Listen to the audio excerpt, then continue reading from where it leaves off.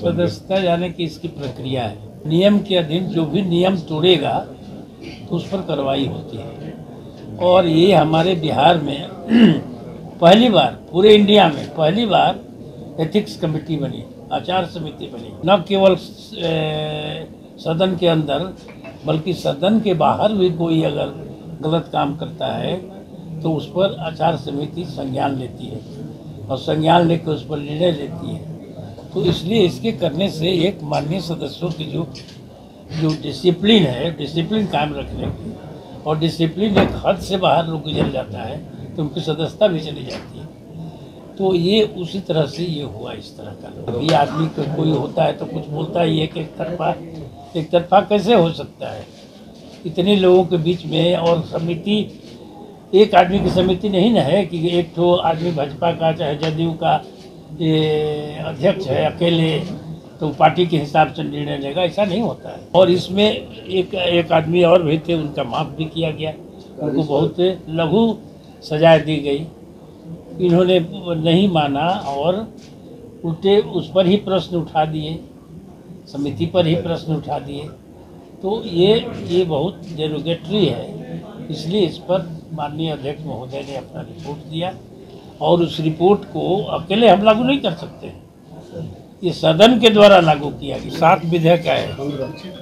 बिहार नगर पालिका संशोधन विधेयक 2024, फिर बिहार राज्य विश्वविद्यालय सेवा आयोग संशोधन विधेयक 2024, फिर बिहार विद्यालय परीक्षा समिति संशोधन विधेयक 2024, बिहार लोक परीक्षा अनुचित साधन निवारण विधेयक 2024, जानते ही होंगे बड़ा महत्वपूर्ण ही है। बिहार माल और सेवा कर संशोधन विधेयक 2024, बिहार लिफ्ट एंड एस्केलेटर विधेयक 2024, बिहार विनियोग संख्या 3 विधेयक 2024। ये 7 विधेयक पारित हुए इस सत्र में। आज इस सत्र में एक बड़ा उथल पुथल भी हुआ, एक सदस्य को सदस्यता भी गंवानी पड़ गई। उथल पुथल कहाँ, बड़ा शांति से चला। सदस्यता जाने से उथल पुथल की स्थिति, सदस्यता जाने की इसकी प्रक्रिया है। और कोई भी आदमी, जितने भी लोग हैं, हम लोग चाहे माननीय सदस्य हों या कोई भी मेंबर हो, चाहे पार्लियामेंट का, राज्यसभा का, लोकसभा का, यहाँ पर विधानसभा का या विधान परिषद, सभी माननीय सदस्य, सभी लोग, इवेन स्पीकर और सभापति सब नियम से बंधे हुए हैं। नियम के अधीन जो भी नियम तोड़ेगा तो उस पर कार्रवाई होती है।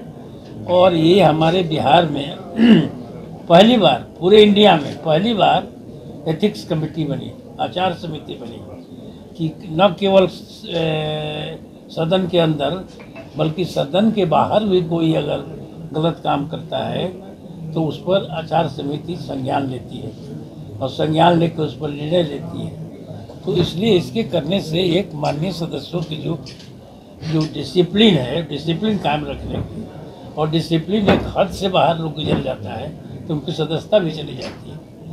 तो ये उसी तरह से ये हुआ। इस तरह का लोग, और हम लोग उसको किसी में इसमें पक्षपात या विरोध करने का कोई प्रश्न नहीं आता है। बड़े ही सधे हुए लोग और अनुभवी लोग उस आचार समिति में रहते हैं और सभी दल के लोग रहते हैं। ये नहीं कि देखिए शासक दल के लोग रहा, सभी दल के लोग रहते हैं। तो इसलिए निर्णय भी जो होता है सोच समझ करके होता है, और उसी क्रम में जो कुछ निर्णय लिया गया, आज निर्णय हुआ है। उन्होंने आरोप लगाया सर कि एक तरफा फैसला लिया गया, जो सदस्य निष्कासित हुए हैं उन्होंने ये आरोप। आदमी को कोई होता है तो कुछ बोलता ही है कि एक तरफा कैसे हो सकता है इतने लोगों के बीच में। और समिति एक आदमी की समिति नहीं ना है कि एक तो आदमी भाजपा का चाहे जदयू का ये अध्यक्ष है अकेले तो पार्टी के हिसाब से निर्णय लेगा, ऐसा नहीं होता है। उसमें हर एक दल के लोग रहते हैं, उस समिति में हर एक दल के सीनियर लोग रहते हैं। ये समिति में हर एक दल के सीनियर लोग रहते हैं और उसके बीच में निर्णय लिया जाता है। और इसमें एक आदमी और भी थे, उनका माफ भी किया गया, उनको बहुत लघु सजा दी गई। इन्होंने नहीं माना और उल्टे उस पर ही प्रश्न उठा दिए, समिति पर ही प्रश्न उठा दिए। तो ये बहुत डेरोगेटरी है, इसलिए इस पर माननीय अध्यक्ष महोदय ने अपना रिपोर्ट दिया और उस रिपोर्ट को अकेले हम लागू नहीं कर सकते हैं। ये सदन के द्वारा लागू किया गया, सदन से पूछ करके बहुमत से लागू किया गया, इसलिए किसी पर आप नहीं कह सकते हैं कि पक्षपात लिया गया, पक्षपात किया गया। सदन से पूछा गया, सदन ने उसमें पक्ष में बहुमत दिया कि भाई जो निर्णय आया है, जितनी अनुशंसाएं हुई है समिति के द्वारा, उसके पक्ष में उन्होंने मतदान किया, अपना समर्थन दिया, तब जाके अनाउंस हुआ। ये एक आदमी नहीं करता है। धन्यवाद।